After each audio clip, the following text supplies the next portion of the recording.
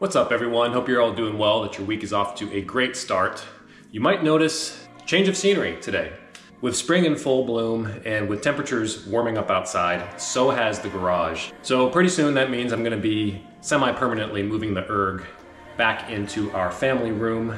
Admittedly, it's not the best piece of living room decor, but it definitely beats having my wife come home to find me passed out in the garage from heat stroke. So it's the lesser of two evils, I would argue. And this is where I trained the last couple of years when temperatures were too warm to be in the garage. So it's a setup that I'm comfortable with, and perhaps more importantly, my wife is also comfortable with, so long as I stand the Erg up in the corner when I'm not using it.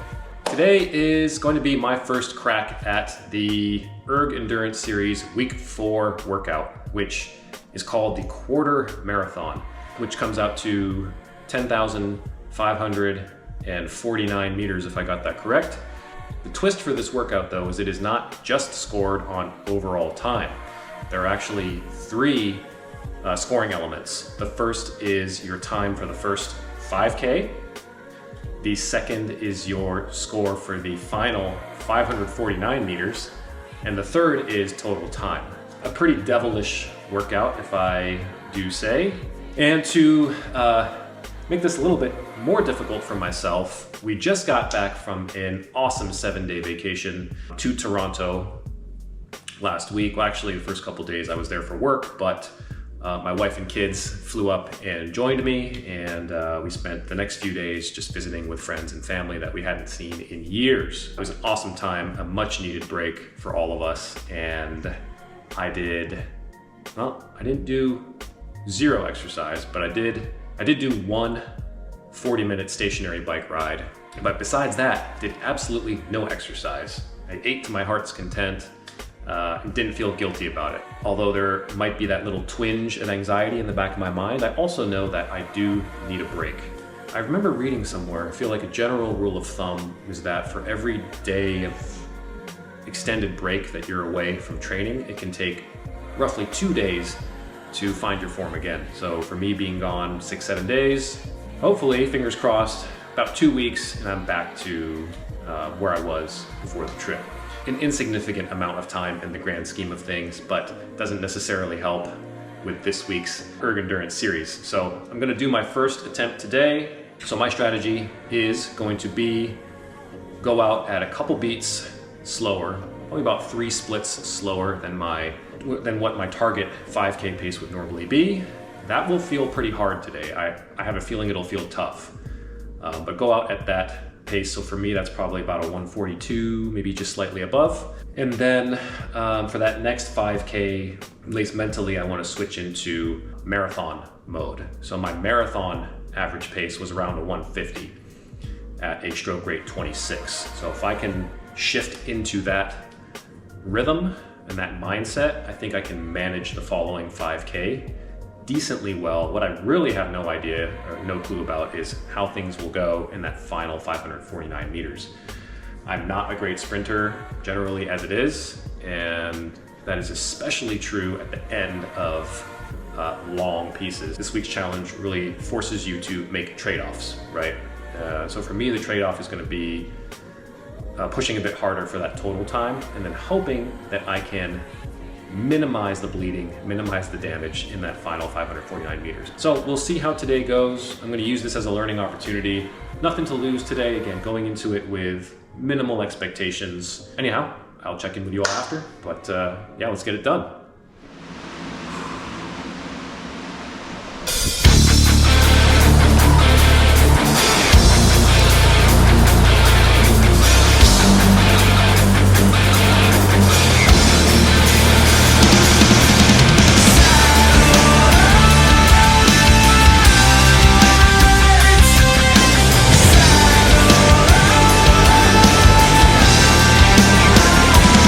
I wonder how clear it must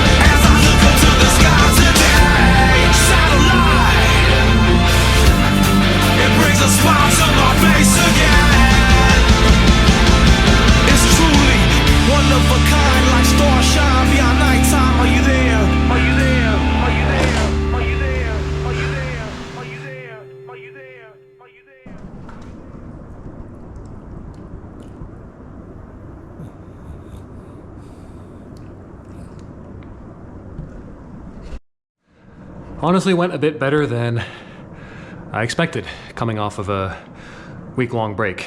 This was also a row where experience really helped a lot.